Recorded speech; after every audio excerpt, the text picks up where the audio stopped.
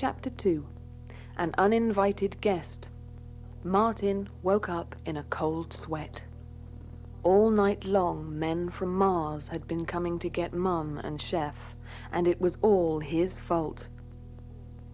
It was a relief to wake up on an ordinary South Beach morning. But was it ordinary? There had been something about last night that needed investigating. Martin decided to go down to the beach.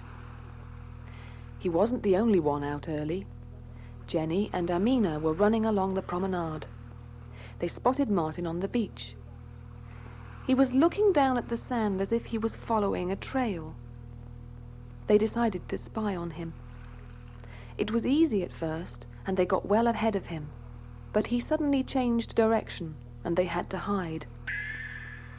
That was when they got the shock of their lives. Jenny's scream brought Martin running, and they all three stared at what they had found. It was obviously not from Earth. It had big scales and was sort of brownish, round but roughly human-shaped. It had a special kind of computer on its wrist, like a big watch. The creature fiddled with it. Then he turned to the children and greeted them in Chinese. It took a while for the alien to realize that their language was English, and when he did, he spoke it in a strange way. He told them his name was Ollie, and he was from the planet Gia. "Where's that?" asked Jenny. "It's 1,000,000,000 billion trillion zillion light years and 5 meters away," said the alien. They didn't know if he was joking or not. He seemed terribly hungry and ate Amina's sweets, wrapper and all. But when the children saw the 2 women from the hotel walking past, Ollie did something even more amazing. He disappeared. He came back when the women had gone and showed the children that he could shrink too. If only Mrs. Rowland's new guest could have seen that.